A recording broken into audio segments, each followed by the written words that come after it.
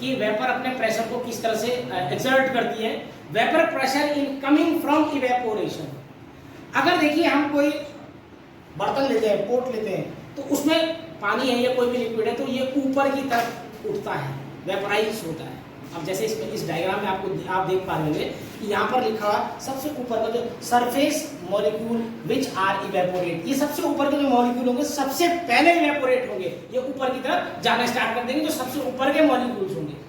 उसके बाद क्या है, लेजर फोर्स ऑफ अट्रैक्शन, इनके बीच में फोर्स ऑफ अट्रैक्शन काफी कम होगा, क्योंकि मैं आपको बता देता हूं कि सपोज ये मॉलिक्यूल है तो इसमें एक बॉन्ड इधर को है, एक बॉन्ड इधर को, एक नीचे को, लेकिन ऊपर कोई बॉन्ड नहीं है, खाली स्थान है, तो ऊपर से ये क्विट करना आराम से आसानी से स्टार्ट कर दे, क्योंकि किसी भी एक तरफ से बिल्कुल खाली है इसके पास।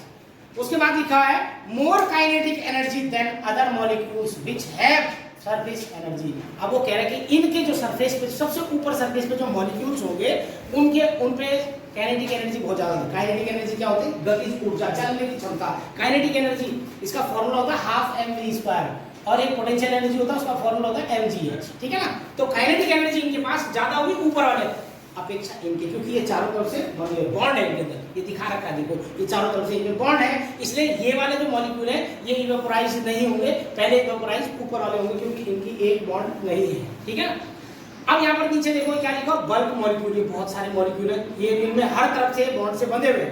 अब डेफिनेशन के बारे में बात है, if this is a open container then weight of liquid will decrease because have maximum molecule will be escape। वो कह रहा है कि if this is a open, अगर ये open container जो आपको दिख रहा है जैसे कि, then weight of liquid will decrease, तो इस लिक्विड का जो वेट होगा वो धीरे धीरे करके डिक्रीज होगा। क्यों? क्योंकि यहाँ से इवेपोराइज होंगे मॉलिक्यूल, क्या होंगे, इवेपोराइज होंगे। जब ऊपर की लेयर जाएगी तो उसके बाद नेक्स्ट लेयर आ जाएगी, फिर उसके बाद नेक्स्ट लेयर आएगी, धीरे धीरे करके पूरा समाप्त हो जाएगा, ठीक है ना।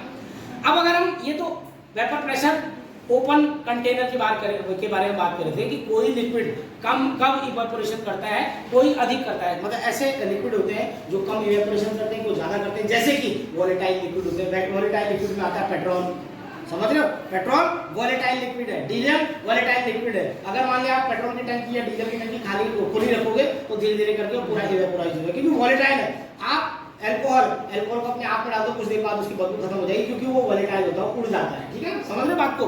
अब आते हैं क्लोज कंटेनर के ऊपर।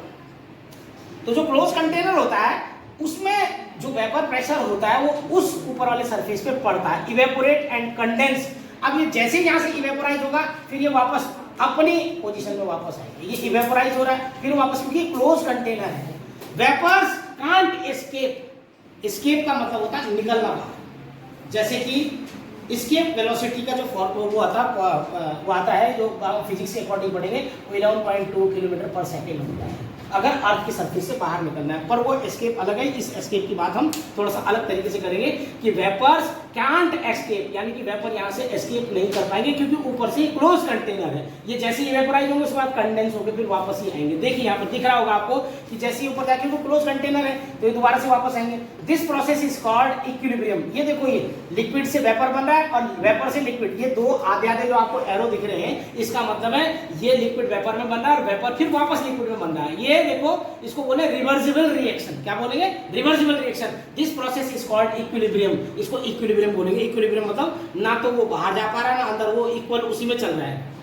P dot A vapour pressure of pure liquid, जो P डॉट ए लिखा हुआ है इसका मतलब होता है vapour pressure of a pure liquid, the pressure of vapours above liquid surface. ये लिक्विड सरफेस के ऊपर जो वेपर प्रेशर है उसके बारे में बात की जा रही है। और ये मैं आपको एक बार दोबारा से रिकॉल कर दूं कि ये पहला वाला हमारा ओपन कंटेनर है, दूसरा वाला क्लोज कंटेनर है। पहले वाले कंटेनर में सारा वेपर इवेपोराइज हो जाएगा, सारा बाहर निकलने की चांसेस है कि अगर मान लीजिए इसको धूप में रख दिया जाए तो इवेपोराइज हो जाएगा। लेकिन यहाँ पर क्या है, ये क्लोज कंटेनर है तो इसके अंदर ये इसी प्रकार से ज्यादातर ऐसे ही रहेगा, क्योंकि यहाँ पर ये क्लोज कंटेनर है।